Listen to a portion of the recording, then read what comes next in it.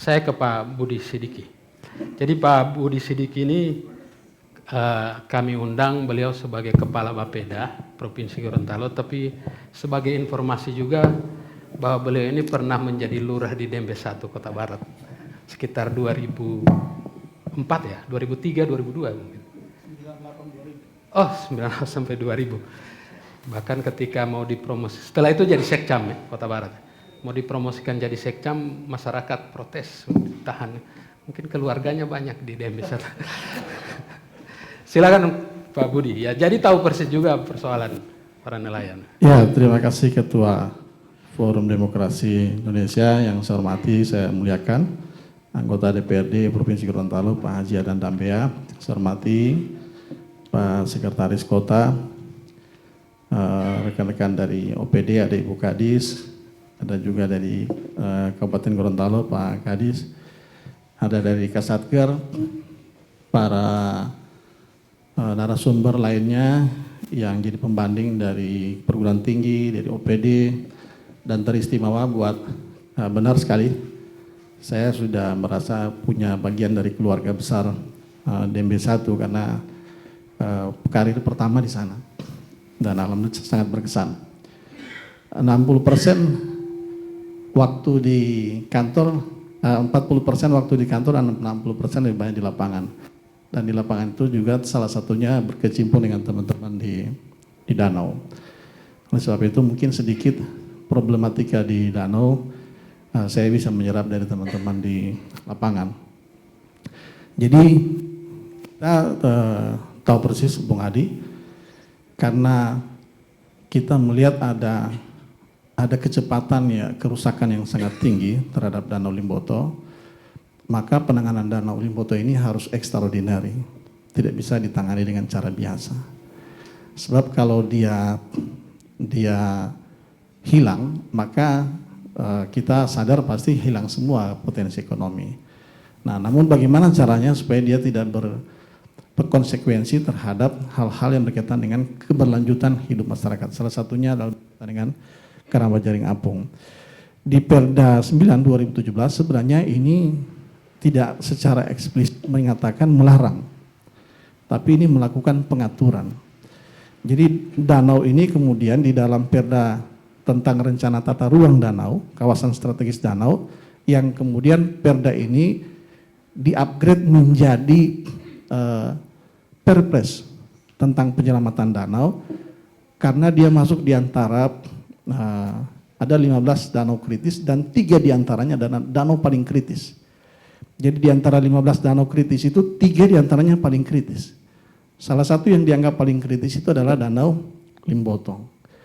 Nah, oleh sebab itu penanganannya tadinya kita hanya susun melalui bentuk Perda, kemudian ini dia ditingkatkan menjadi Perpres. Bahkan sudah ditetapkan sebagai kawasan strategis nasional. Jadi ini betul-betul sudah berada dalam pengawasan dan pembinaan pemerintah pusat, karena sudah ditetapkan sebagai kawasan strategis nasional untuk bidang perlindungan berkaitan dengan lingkungan. Nah, jadi di Perda ini dia diatur ada 2 zonasi, kawasan inti dan kawasan penyangga. Di dalam kawasan inti itu sebagaimana dijelaskan oleh Pak Kasatker tadi, memang ada kepentingan-kepentingan untuk mempertahankan area konservasi dan lain sebagainya, yang itu kepentingannya melingkupi kepentingan baik orang yang ada di danau maupun orang yang ada di seputaran danau. Kita semua yang ada di sini punya kepentingan terhadap itu. Nah, termasuk kepentingan berkaitan dengan penanganan banjir. Karena danau ini statusnya oleh pemerintah pusat ditetapkan sebagai danau paparan banjir. Jadi di antara kepentingan yang ada, kepentingan paling prioritas itu adalah danau paparan banjir. Nah, oleh sebab itu penanganan sekarang dengan pendekatan sipil teknis, di mana Balai Sungai itu melakukan beberapa proyek yang sifatnya revitalisasi, itu semata-mata tujuannya untuk mempertahankan daerah tangkapan, daerah tangkapannya. Kenapa? Sebab kapasitas minimum daya tampung itu dibutuhkan untuk menjaga kesinambungan air yang ada di dalam, baik pada saat kondisi kering maupun kondisi musim hujan. Jadi pada saat kondisi hujan seperti ini, kita berharap keberadaan proyek itu bisa menampung air untuk menjaga jangan sampai dia meluap. Walaupun itu belum tuntas, karena faktanya sekarang baik yang di sebelah danau maupun di luar tanggul itu dua-duanya ada air. Ya, itu tujuannya. Yang kedua yang ingin saya sampaikan adalah pengaturan zonasi itu lebih untuk pengendalian.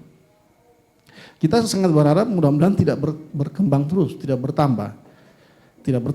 Jadi sebenarnya zonasi yang ada itu kita belum evaluasi apakah posisi keramba jaring apung yang sekarang ada, apalagi dengan sistem patok. Kalau sistem patok itu kan tidak bergerak ya. Sistem patok ini sudah sejak zaman dulu belum begitu banyak yang apung, rata-rata menggunakan sistem patok. Sistem patok ini kan resiko ketika air naik, ikan bisa lepas karena tidak fleksibel, dia mengikuti ketinggian air. Saya tidak tahu sekarang apakah teknologinya masih seperti itu atau sudah berubah. Nah, yang jaring apung dia lebih fleksibel, dia bergerak. Tetapi itu pun dipatok juga oleh pemilik. Nah, kita belum mengevaluasi apakah posisi di mana keramba itu berada pada kawasan inti yang sebenarnya kepentingan lebih besarnya adalah kepentingan konservasi. Nah, kalau itu terjadi, maka sebenarnya pengaturan yang harus dilakukan memang kita belum lakukan ini. Terus terang kita belum lakukan karena kita masih memberikan kesempatan kepada Balai Wilayah Sungai untuk melakukan penataan dulu secara sivil teknis.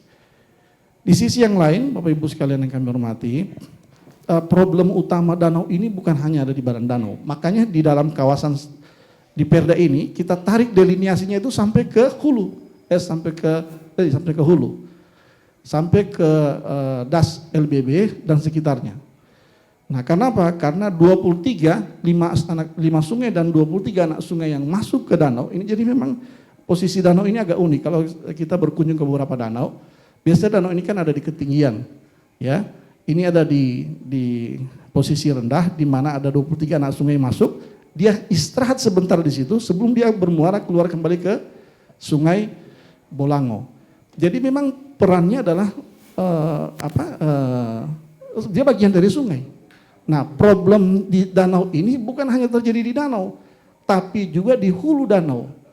Jadi di hulu danau itu di 23 anak sungai. Oleh sebab itu di dalam Perpres tentang penanganan danau ini yang kita lakukan bukan hanya penanganan terhadap badan danau, tapi juga mendorong upaya rehabilitasi lahan kritis yang jumlahnya signifikan.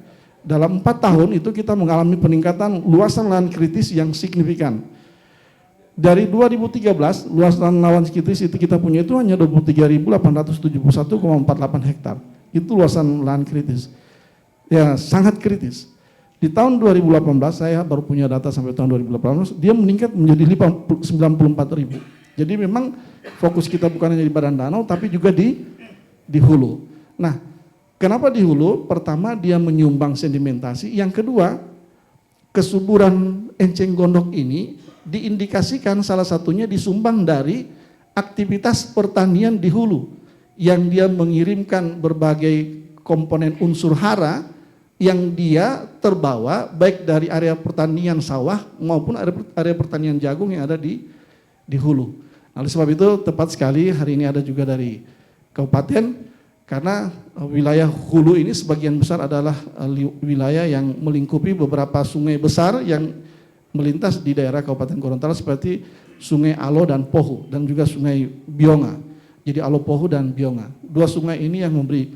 Belum Pak Bung Hadi, kalau terjadi karena sepanjang das ini ada juga aktivitas ekonomi, ya kita belum tahu di sana ada rumah sakit, misalnya kita belum tahu di sana misalnya ada peternakan, kandang-kandang peternakan yang area pencuciannya masuk ke area sungai yang kita belum tahu.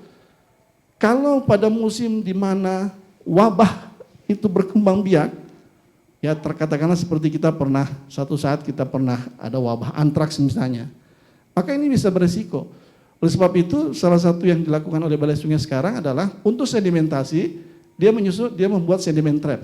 Ya, kalau tidak salah Pak ya, ada sedimen trap. Tujuannya untuk apa? Untuk sedimen yang masuk ke danau itu, sebelum dia masuk ke danau, dia ditampung, ditahan di sedimen trap itu untuk memudahkan proses pengambilan. Di samping ada banyak sekali bangunan sipil teknis berupa dam yang sudah dibangun supaya mengurangi kecepatan. Karena sedimentasi itu sampai dengan data terakhir ini kami mendapatkan kurang lebih 6 juta kubik per tahun. Itu besar sekali, 6 juta kubik per tahun. Jadi salah satu alternatif itu. Yang kedua, yang berikut adalah salah satu upaya yang harus dilakukan untuk menahan laju eutrofifikasi maupun berbagai zat kimia atau unsur hara yang masuk ke danau.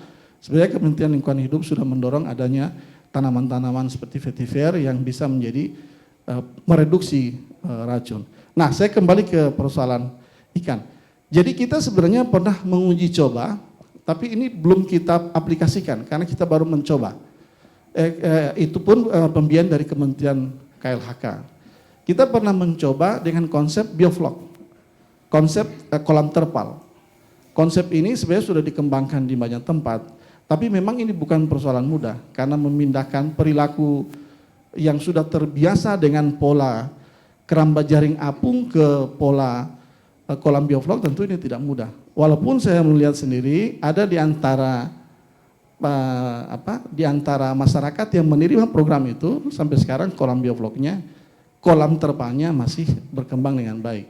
Jadi satu sisi ada kolam yang digunakan, tapi di sisi lain di danau juga masih digunakan. Harapan kita kalau ini bisa di hasil uji coba ini ternyata baik, maka sebenarnya salah satu mekanisme kita mengendalikan jumlah maksimum keramba yang ada di dalam itu adalah dengan mengalihkannya menjadi model budidaya lewat kolam terpal. Nah, kalau itu bisa diterima oleh warga, sebenarnya kita sudah mendiskusikannya, sudah membahasnya dengan teman-teman di kabupaten, karena program-program seperti ini di budidaya darat, budidaya ikan air tawar, domain kegiatan lebih banyak ada di kabupaten. Dan kabupaten sudah ada program seperti itu. Nanti Pak Kadis akan menjelaskan, di kabupaten sudah ada, dan saya sudah melihat sendiri program itu cukup berhasil.